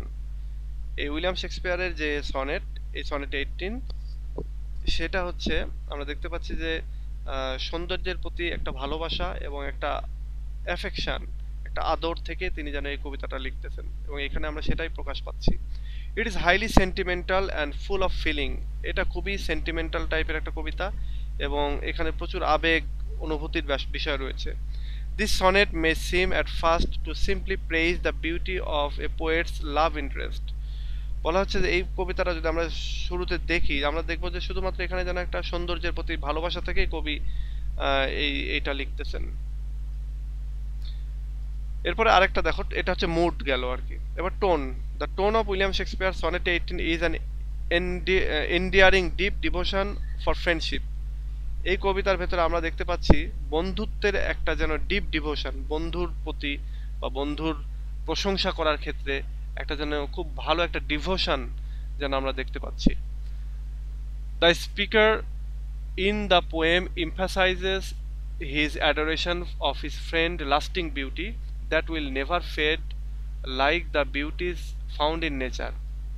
এবং স্পিকার এই কবিতায় যেন এমফাসাইজ করতেছে, জোর দিচ্ছে তার ফ্রেন্ডের যে সৌন্দর্য, লাস্টিং যে চিরকালীন যে সৌন্দর্য, সেটার প্রতি অ্যাডোরেশন করতেছেন, সেটার প্রশংসা করতেছেন, বা সেটার যেন আরাধ্য করতেছেন, এবং যে সৌন্দর্যটা কখনোই হচ্ছে নষ্ট হয়ে যাবে না, ঠিক নেচারের সৌন্দর্য যেমন বা বিউটি যেমন নষ্ট হয়ে যায় সেরকমটা নষ্ট হবে না। The poets friend will remain alive for ever in the poem. এবং এই কবিতার ভেতরে সে কবির যে বন্ধু, সে সারা জীবন বা চিরকাল জীবন্ত থাকবে। আচ্ছা, এগুলো পড়তে গিয়ে তোমাদের ভেতরে আননোন ওয়ার্ড হয়তো তোমরা অনেক পাবা, সেই আননোন ওয়ার্ডগুলো তোমরা লিখে নিতে হবে, একটা খাতা করবা এবং সেই আননোন ওয়ার্ডগুলো লিখে রাখবা যাতে করে ওইটা তোমাদের মুখস্থ থাকে। আর তোমরা একটা কাজ করবা, যাদের ওয়ার্ড মিনিং বা ভোকাবুলারি কম আছে, ধরো আমি এখানে অরিনকে দিয়েই বুঝাই, অরিন পুলিশের চাকরি করে, তো অরিংকে দিয়ে বোঝাই, ধরো একটা ছোট্ট একটা ডায়েরি কিনবা, পকেট ডায়েরি, 10 লাইনের আর কি। এবার প্রতিদিন 10টা করে ওয়ার্ড মিনিং লিখবা, লিখে ওই পাতাটা ছিঁড়ে ফেলবা, ছিঁড়ে ফেলে তোমার পকেটের ভেতরে রেখে দিলা। তোমার যে পুলিশের যে জার্সি থাকে আর কি, পোশাক, তার পকেটে রেখে দিলা। এবার যখন যেখানে যাচ্ছ একটু করে চোখ বুলাইলা, দেখলা, আবার রেখে দিলা। যখন একটু একাকী থাকতে তো একটু দেখলা, দেখে রেখে দিলা। এরপরে দিন শেষে ওটা ছিঁড়ে ফেলে দিবা, ওটা নেওয়ার দরকার নেই। দেখবা এইভাবে প্রথম দিকে 10টার ভিতরে একটা দুইটা মনে থাকতেছে। এরপর আবার যখন দিন যাবে তখন দেখবা যে 10টার ভিতরে 3টা 4টা মনে থাকতেছে। একটা সময় গিয়ে দেখবা 10টার ভিতরে, মানে 1-2 মাস 3 মাস পার করার পরে দেখবা 10টার ভিতরে তোমার 8টাই মনে থাকতেছে। তো এইভাবে ওয়ার্ড মিনিং মুখস্থ করে ফেলবা। ওয়ার্ড মিনিং মুখস্থর অনেক টেকনিক আছে, আমি এটা একটা ছোট্ট টেকনিক বললাম যে ফার্স্ট ইয়ারে এইরকমটা করা যেতে পারে, আরো অনেক টেকনিক আছে। ওকে, এবার আসো আমরা কবিতা পড়লাম, প্যারাফ্রেজ, ওই কবিতাতে আমি যা বললাম সেটাই এখানে বলা আছে আর কি। শর্ট সামারি, সামারি ওই যে কথাগুলো বললাম সেটাই, এটা শর্ট সামারি, তোমরা এগুলো পড়ে নিতে হবে আর কি। আমি একবারে এতগুলো পড়াতে পারবো না, পড়াতে গেলে আমাদের সময় শেষ হয়ে যাবে, সিলেবাস কমপ্লিট হবে না। ডিটেইল সামারিতে এই কথাগুলোই বলা আছে, আমরা এই জন্য এটা পড়তেছি না। এবার দেখো এখান থেকে কোটেশন হিসেবে মুখস্থ রাখতে হবে এই লাইনগুলো, যে shall I compare thee to a summer's day, thou art more lovely and more temperate. এখানকার দাড়ি, কমা, সেমিকোলন সব মুখস্থ রাখতে হবে কোটেশন দেওয়ার জন্য। ব্রড কোশ্চেনের ভেতরে এগুলো দিয়ে দিতে হয়। তো যেমন এখানে একটা অ্যাপোস্ট্রফি আছে, এখানে কোশ্চেন আছে, আবার এই কোটেশনগুলোকে এই যে তোমার ইনভার্টেড কমা দিয়ে ঘিরে দিতে হয়। এইটা একটা হচ্ছে কোটেশন, এটা মুখস্থ রাখতে হবে। এবং শেষের দুইটা তো অবশ্যই, এটা বেশি ইম্পর্টেন্ট, হ্যাঁ, এইটা অবশ্যই মনে রাখতে হবে। যেমন আমার এখনো মুখস্থ, কারণ কি আমি ওই সেই সময় মুখস্থ করেছি, আবার এই যে পড়াই সবসময়, সেজন্য। হ্যাঁ, পিডিএফটা দিয়ে দেবো, ক্লাস শেষে অবশ্যই দিয়ে দেবো তোমাদের গ্রুপে। যেমন so long as man can breathe or eyes can see, so long live this and this gives life to thee, এটা মনে রাখতে হবে। এরপরে এই যে এখানে figure of speech, figure of speech আমি একটা একটা করে একদিনেই সব পড়িয়ে দেবো না, একদিনে সব পড়িয়ে দিলে মনে থাকবে না। একটা মনে রাখো, সেটা হচ্ছে যে অ্যালিটারেশন। অ্যাসোনেন্স আমাদের লাগবে না কোনোদিনই, অ্যাসোনেন্সটা বাদ দিয়ে দিই। অ্যাসোনেন্স, তারপরে কনসোনেন্স, এটাও লাগবে না আমাদের। অ্যালিটারেশন লাগবে, ইমেজারি লাগবে, metaphor, rhetorical question, couplet, end rhyme, এগুলো লাগবে। তো অ্যালিটারেশনটা কি? অ্যালিটারেশন হচ্ছে কনসোনেন্ট সাউন্ড বারবার আসবে একটা লাইনের মধ্যে। যেমন এখানে দেখো এইটার ভেতরে এল, এল সাউন্ডটা বারবার আসতেছে। এই সাউন্ডটা আসলে এল না, হ্যাঁ, এই যে দুই পাশে অবলিক দিয়ে, অবলিক বলতেছি, স্ল্যাশ দিয়ে দেয়া আছে, তার মানে এটা সাউন্ড। এটা এমনিতে যদি এই স্ল্যাশ না থাকতো, এটা তোমরা থার্ড ইয়ারে গেলে বুঝতে পারবে আর কি। যেমন এখানে টি, টি এর এটা সাউন্ড, এই স্ল্যাশ দেওয়া মানে হচ্ছে এটা সাউন্ড। স্ল্যাশ না থাকলে এটা হতো টি লেটার, আর যেহেতু স্ল্যাশ দেওয়া আছে তার মানে এটা সাউন্ড। এটা থার্ড ইয়ারে গেলে তোমরা ভালো বুঝতে পারো, তখন থার্ড ইয়ারে গেলে লিঙ্গুইস্টিক্স এর ভিতরে এগুলো পড়াবো আমি তোমাদেরকে। যেমন এই এল সাউন্ডের, এল হচ্ছে লেটার, এর সাউন্ড হচ্ছে ল, ল এরকম হচ্ছে সাউন্ড, হ্যাঁ, ল। আর এমনি লেটারের নাম হচ্ছে এল, আর এমনি সাউন্ড যখন হচ্ছে, যেমন দুই পাশে স্ল্যাশ দিয়ে দিই তখন এটা হয়ে যায় ল। যেমন এইখানে, এখানে এমনিতেই টি, এটার উচ্চারণ যখন আমরা হচ্ছে ইয়ে করে দিচ্ছি, দুই পাশে স্ল্যাশ দিয়ে দিই, তখন এটা যাচ্ছে টি, টি, টি, এরকম উচ্চারণ আসতেছে টি, হ্যাঁ, এমনিতেই ঠ বা টি, তো এটার উচ্চারণ হয়ে যাচ্ছে টি, মানে তখন ধ্বনি হয়ে যাচ্ছে। তো অ্যালিটারেশনটা কি হচ্ছে, এই যেমন এল সাউন্ডটা রয়েছে এই লাইনের ভেতরে, যেমন দেখো এল এর লং, এখানে লিপস এর লং, তাহলে এই লাইনটার ভেতরে, এইটুকুর ভেতরে দুইবার এল রয়েছে, তার মানে এখানে অ্যালিটারেশন রয়েছে। এখানে টি রয়েছে, টাইম, দাও, গোস্ট, টি, টি, টি, তাহলে এখানে টি সাউন্ডটা 3বার রয়েছে। এরকম আমরা আরো পাবো, দেখো এইখানে আমরা যদি যাই কবিতাতে,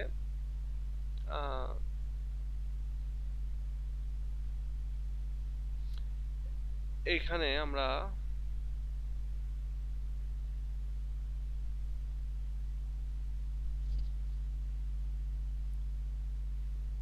ওইখানে তো যে কটা আছে আর কি ওখানে উল্লেখ করেই দিয়েছে, হ্যাঁ। আচ্ছা, আরেকদিন আমি অন্য কবিতাতে দেখাবো, এখানে যে কটা আছে ওখানে উল্লেখ করেই দিয়েছে। ওকে, এরপর দেখি ইমেজারি। ইমেজারি কিসের ছবি আমাদের মনে আসতেছে? যেমন এখানে ডার্লিং বার্ড, মে মাসের ফুলের ছবি আমাদের মনে চলে আসতেছে। এখানে ইটারনাল সামার, সামারের দৃশ্য যেন আমাদের মনে চলে আসতেছে। আমাদের যেমন এখন যেমন বাংলাদেশে যেটা চলতেছে সামার, তারপর রাফ উইন্ড, ঝোড়ো বাতাস, যেটা গতকালকেই ঝড় হলো, আজকে অনেক জায়গায় ঝড় হয়েছে। হ্যারিকেন, হ্যারিকেন মোচা, হ্যারিকেন মোচা চলতেছে বাংলাদেশে। ইনফ্যাক্ট বাংলাদেশে আঘাত আনতে পারে, এটা এখনো বঙ্গোপসাগরেই আছে আর কি। তো এই যে রাফ উইন্ড, এটা কি করতেছে, আমাদের অনেক গাছপালার ডালপালা ভেঙে ফেলতেছে না? যেমন গতকালকে এই সময়, এই আজকে এখন যখন এই সময়টা, তো গতকালকে প্রচন্ড ঝড় বৃষ্টি হচ্ছিল আমাদের এদিকে, এবং সকালে উঠে আমরা দেখেছি যেমন আমাদের এক মেহগুনি গাছের বড় ডাল ভেঙে পড়ে গেছে। তারপরে অনেক মানে ডালপালা ভেঙেছে। তো এই দুইটা মনে রাখো, অ্যালিটারেশন, অ্যালিটারেশন বলতে একই সাউন্ড বারবার উচ্চারিত হবে একটা লাইনের ভেতরেই। তারপরে যেমন এই লাইনটার ক্ষেত্রে দেখো লং লিপস, হ্যাঁ, তারপরে এখানে টি আছে দেখো, দিস টি, তারপরে এখানে দিস টি, হ্যাঁ, আবার এখানে টি, এখানে টি, আবার এখানে দেখো এল, এখানে এল, এখানে এল, অনেকগুলো এল আছে। এই দুইটা মনে রাখো। পার্সনিফিকেশন আরেকদিন আলোচনা করব, এবং এইভাবে আমি যেভাবে আলোচনা করতেছি এইভাবেই মনে রাখার চেষ্টা করতে হবে। আর আরেকটা জিনিস, অনেক সময় অনেকে লাইভ ক্লাসে ভালোভাবে বুঝবা না, পরবর্তীতে এই ক্লাসগুলো আরেকবার টেনে টেনে দেখবা, তাহলে দেখবা যে এই জিনিসগুলো আরো আরো ভালো ক্লিয়ার হয়ে যাচ্ছে। শুধুমাত্র যে এই ক্লাস হলো শেষ তা না, আমি রেকর্ডিংটা দেওয়ার পরেও এটা আবার দেখার চেষ্টা করবা, তোমার অবসর সময়ে দেখার চেষ্টা করবা। যেমন ধরো আমি অরিনকে দিয়ে বোঝাচ্ছি, কারণ হচ্ছে যে সবার ক্ষেত্রে একরকম না। ধরো অরিন অনেক সময় ডিউটিতে থাকে, জি স্যার। অনেক সময় ডিউটিতে থাকে, হয়তো যখন ডিউটিতে গেলে কানে হেডফোন দিয়ে শুনতেছো এই ভিডিওটা, ওই সময়টাতে একই সঙ্গে তোমার পড়াও হয়ে গেল, ডিউটিও হয়ে গেল। তারপরে আরো অনেকে হয়তো টিচার থাকতে পারো, তুমি নিজেই শুনতেছো কানে হেডফোন দিয়ে। এইভাবে শুনে মানে ওই ওই সময়টাতে কাজে লাগাতে হবে, মানে আলাদা এক্সট্রা করে সময় নিয়ে আমি ভিডিও দেখবো পড়ার সময় বসে থেকে, এরকমটা না। অবসর সময় ভিডিওটা দেখে ফেলবো। আর এই ভিডিওটা যেহেতু গ্রুপে থাকতেছে, যতবার ইচ্ছা ততবার দেখতে পারবা। ওকে, তো আজকে এ পর্যন্তই রেখে দিই। সামনের দিন আমরা এখান থেকে একটা প্রশ্ন আছে, এই প্রশ্নটা পড়বো, এবং পাশাপাশি আরো বেশ কিছু জিনিস আমরা এখান থেকে পড়বো। এই যে এই প্রশ্নটা আমি সামনের দিন তোমাদেরকে পড়িয়ে দেব, এই প্রশ্নটা পড়িয়ে দেব এখান থেকে। এই প্রশ্নের পাশাপাশি আমরা এখান থেকে যে পার্ট বি এর যে প্রশ্ন কয়েকটা রয়েছে, সেই প্রশ্ন এই যে দুইটা আছে মেবি, এই দুইটাও আমি পড়িয়ে দেবো। তাহলে একটা ব্রড কোশ্চেন এবং এইটা, এবং আমি এগুলো নোট দেবো তোমাদেরকে, ছোট ছোট সহজ ভাষায় লেখা নোট দেবো, যেটা তোমরা ফার্স্ট ইয়ারে ভালো করে লিখতে পারবে এরকম। আজকেই দিতাম, কিন্তু আজকে প্রথম দিন ওই যে একটু বক বক করা লাগলো অনেক কিছু, নইলে আজকে এগুলো দিয়ে আজকে পড়ানো হয়ে যেত। আর হোমওয়ার্ক দেই তোমাদের, এইখান থেকে ব্রিফ কোশ্চেন পড়বা। ব্রিফ কোশ্চেন তোমরা সেট সাজেশন কিনে নিবা, সেট সাজেশনে 40-50টার মতো ইয়ে থাকে, ব্রিফ কোশ্চেন থাকে। ওই ব্রিফ কোশ্চেনগুলো তোমরা পড়ে নিবা, অথবা তোমরা এই যে এখান থেকে, এখানে সাজেশন দেওয়া আছে, সাজেশন থেকে সনেট 18 এর এইখান থেকে তোমরা, এখানে কয়টা আছে, এই যে 22টা, এই 22টা প্রশ্নের অ্যান্সার তোমরা পড়ে ফেলবা। যেমন এখানে দেখো, what is quatrain, what is couplet, হ্যাঁ, তারপরে what does a summer day stand for, summer day মানেটা কি, তারপরে who is the in the sonnet, sonnet 18 এর মধ্যে দি বলতে কাকে বোঝানো হয়েছে, এখানে পোয়েটস ফ্রেন্ড, হ্যাঁ, এই জিনিসগুলো আমাদেরকে পড়তে হবে। এবং এগুলো, who is William Shakespeare, William Shakespeare is a poet and play right, what is sonnet, এগুলো আমাদেরকে পড়তে হবে। তো এটা তোমরা পাবা, তোমরা সেট সাজেশনটা কিনে নিও, সেট সাজেশনের ভিতরে পাবা। আর আমিও তোমাদেরকে কিছু কিছু দিতে থাকবো, এবং সেগুলো তোমরা সব সময়ের জন্য আমি যা কিছু দেবো তোমাদেরকে সব এই গ্রুপের ভেতরে দেবো, আর তোমরা এই গ্রুপটা ফলো রাখবা সব সময়ের জন্য।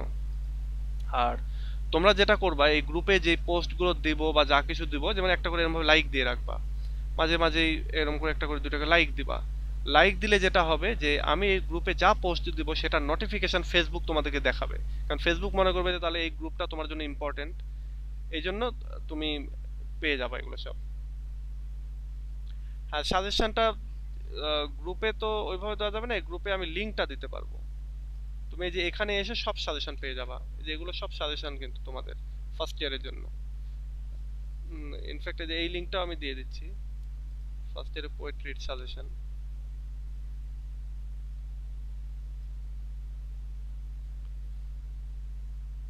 আর তোমাদের ক্লাস 6 মাস চলবে, তোমাদেরকে যারা পে করেছো তাদেরকে আর পে করতে হবে না, এটা নিশ্চিত থাকো। আর 6 মাসই চলবে, সমস্যা নেই। মানে যতদিন পরীক্ষা না হয়, পরীক্ষার রুটিন যেদিন দিবে সেদিন থেকে, মানে পরীক্ষা যেদিন থেকে শুরু হবে তার হয়তো 2-4 দিন আগে বাদ হয়ে যাবে ক্লাস। তোমরা নিশ্চিন্তে পড়তে থাকো, আমি যে পড়াগুলো দিই পড়তে থাকো, ইনশাল্লাহ কমন পেয়ে যাবা। আহ, এই যে যারা এই যে এখন যারা থার্ড ইয়ার পরীক্ষা দিতে যাচ্ছে 536 জন, এরা কিন্তু ওই ফার্স্ট ইয়ার থেকে আছে, অনেকে অনেকে সেকেন্ড ইয়ারে পড়েছে, অনেকে থার্ড ইয়ারে এসে জয়েন করেছে। আবার এই যে ফোর্থ ইয়ার এখন যারা আছে, অনেকে আছে মাস্টার্সে পড়ে, আমার সাথে পড়েছে অনেকে। তোমরা অনেক স্টুডেন্টদের ভিডিও পাবা ইউটিউবে, যারাও কিন্তু আমার স্টুডেন্ট ছিল। বাংলাদেশে এই ক্লাউড স্কুল প্রো নাম দিয়ে আমি সর্বপ্রথম এই লিটারেচার বাংলাতে পড়ানো শুরু করেছি। তোমরা এটা পাবা আর কি, এখানে ইউটিউবে আমার ভিডিও পাবা। ইউটিউবে প্রায় 750 মতো ভিডিও দিয়ে রেখেছি। তারপরে তো ফেসবুকেও মোটামুটি প্রায় 2,500-3 হাজারের মতো ভিডিও হয়ে গেছে। তো তোমরা ধীরে ধীরে আরো অনেক কিছু জানতে পারবা। তোমাদের অনেকেরই একটা কোশ্চেন থাকে যে আপনি কি করেন। তো আমি কি করি, এটার অ্যান্সার হচ্ছে আমি আইটিতে জব করি। এখন আমি আমার বাড়ি থেকে সব কাজকর্ম করি, রিমোট জব। তারপরে আগে ঢাকায় জব করতাম, ঢাকার থেকে পরে রাজশাহীতে জব করেছি, রাজশাহী থেকে এখন আমার গ্রামের বাড়ি থেকে আমি ক্লাস নিয়ে থাকি, বা সবকিছু আমার গ্রামের বাড়ি থেকে করি। এছাড়াও আমি এই যে লিটারেচার তোমাদেরকে পড়াই, এছাড়াও ফ্রিল্যান্সিং করি। আর আরেকটা আছে, সেটা হচ্ছে আমি রিসেন্টলি গত 6 মাস ধরে আমি হোমিও ডাক্তারির প্র্যাকটিস করতেছি, আমি বিভিন্ন কোর্স করতেছি আর কি হোমিওতে। এটা আমার একটা পছন্দ আর কি, হোমিও ডাক্তারি করা। তো এটা আমার শেষ জীবনের পেশা হবে, কারণ সারা জীবন তো আর আইটি নিয়ে পড়ে থাকা যাবে না, একটা সময় চোখ কাজ করবে না, ব্রেইন কাজ করবে না অত ভালো, তখন আমি হোমিও ডাক্তারি করব। সেই জন্য হোমিও ডাক্তারিও করি, রুগী দেখি। তো যেহেতু আমার রুম থেকে আমি সব কাজ করি, যার জন্য আমাকে বাইরে যেতে হয় না, রুগীরা আসলে আমি দেখতে পারি আর কি। ট্র্যাডিশনাল চাকরি করলে যেটা হতো, আমাকে অফিস যেতে হতো। অফিসে গেছি আমি 1 বছর হচ্ছে, এগুলো সব ছেড়ে দিয়েছি। ছেড়ে দিয়ে এখন আমি রুম থেকে আর কি, আমি যে সার্ভিসগুলো দিয়ে থাকি রুম থেকে সার্ভিস দিয়ে থাকি, আমি আমার অফিসে যাই না। তো এটা হচ্ছে আমার পরিচয়। আর আমার হচ্ছে আমার নাম মামুন, তোমরা তো জানোই। আর এই ক্লাউড স্কুল প্রো এটা আমরা শুরু করেছি আর কি, আমি শুরু করেছি, আমাদের অন্য আর কেউ নাই, আমি একাই সব করি। বেশ অনেকজন ছিল আমাদের মডারেটর বা সেই মডারেটরদেরকে ছেড়ে দিয়েছি, তারাও নিজেরাই সবকিছু নতুন করে শুরু করেছে। তো তোমরা সবকিছুই পাবা, আমি সবকিছুই দেবো, পাশাপাশি ইউটিউবে ফেসবুকে সব জায়গায় অনেক কিছু পাবা। সবকিছু নিয়ে হাঁচুর পাঁচুর করে ভালো রেজাল্ট করতে হবে আর কি, এক কথা। আর আমাদের সাথে থাকো, ইনশাল্লাহ ভালো রেজাল্ট হবে।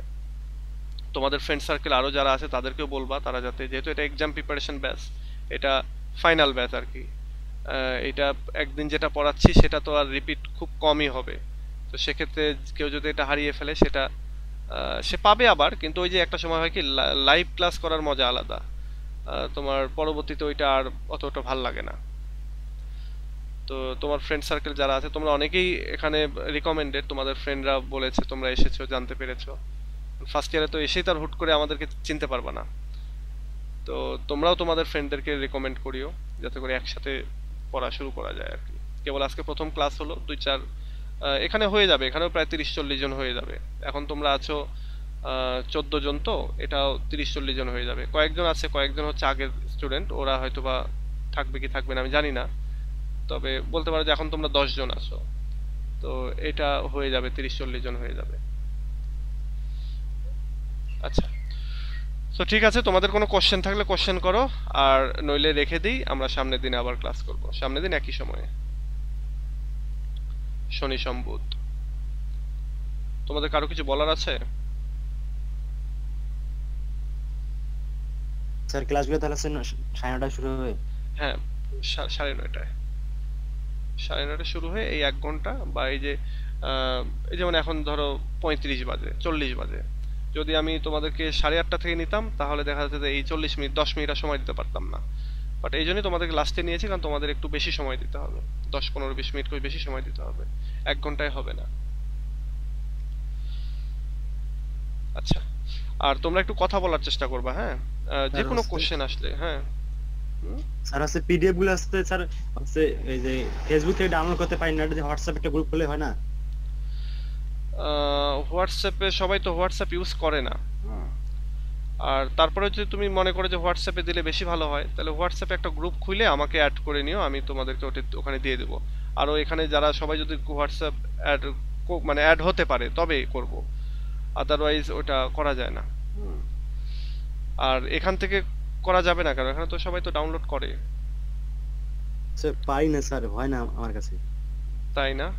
অনেক অ্যাপ আছে, হ্যাঁ, ওই অ্যাপগুলো বা ফেসবুক ডাউনলোডার এরকম বিভিন্ন অ্যাপ ট্যাপ আছে, ওই অ্যাপগুলো তোমরা ইয়ে করে নিবা, ইনস্টল করে নিবা, তাহলে এখান থেকে হবে।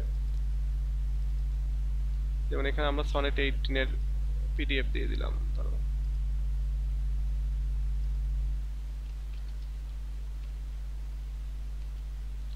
আর স্যার স্যার একটা মেসেঞ্জার গ্রুপ খুলে ভালো, কারণ ওইখানে লিংক দিতেন তাহলে বেটার হতো।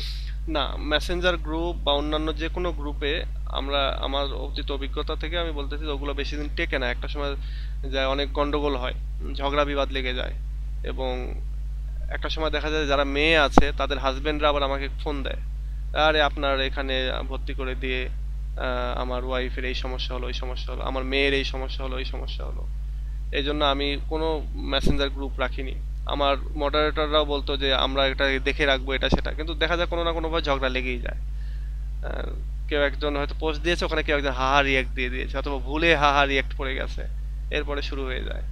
এই জন্য যা কিছু করবো এই গ্রুপে, তোমরা যে কোনো কোশ্চেন করলেও এই গ্রুপেই করবা। আর সবাই এটাই করতেছে, ওই যে বললাম যে 500 জন বা এই যে এত যারা আছে সবাই এটা ইউজ করতেছে। তো সবাই পারলে, সবার হলে তোমাদেরও হবে ইনশাল্লাহ, অরিড হওয়ার কিছু নাই। এই যে তোমাদের সিনিয়ররা এখানে আছে সবাই, অনেক অনেক, এখানে প্রায় 1 বছর, 1 বছর 4 মাস 5 মাস ধরে ক্লাস চলতেছে। তো তোমাদের তো শুরু থেকে পেলে আমি হয়তো আরো বেশি সময় হতো, তবে শুরুর দিকে আমি 2বার চেষ্টা করেছি, কিন্তু আসলে ওরকম হয় না। তো এই জন্য এবার একবারে করেছি, যে এককালীন পেমেন্টে, তাহলে যেটা হবে যে তোমার একটা আগ্রহ থাকবে, তুমি নিজেই এসে ক্লাস করবা। আচ্ছা, তো যাই হোক আজকে এ পর্যন্ত রেখে দিই।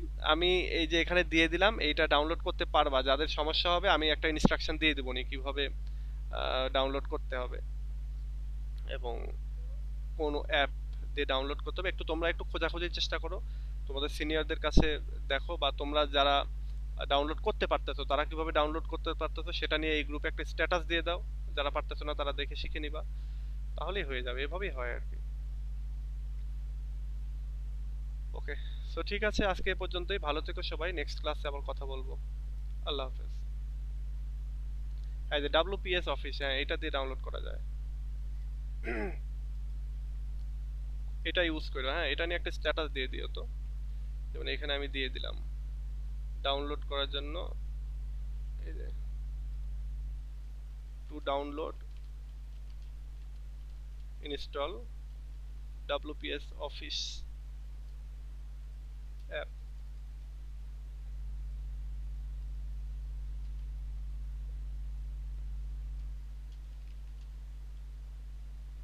এই পিডিএফ ডাউনলোড করার জন্য ইনস্টল করো WPS অফিস, এইটা যাও দিয়ে দিলাম। আচ্ছা, সো ঠিক আছে, আজকে এ পর্যন্তই, ভালো থেকো সবাই, নেক্সট ক্লাসে কথা হবে। আল্লাহ হাফেজ।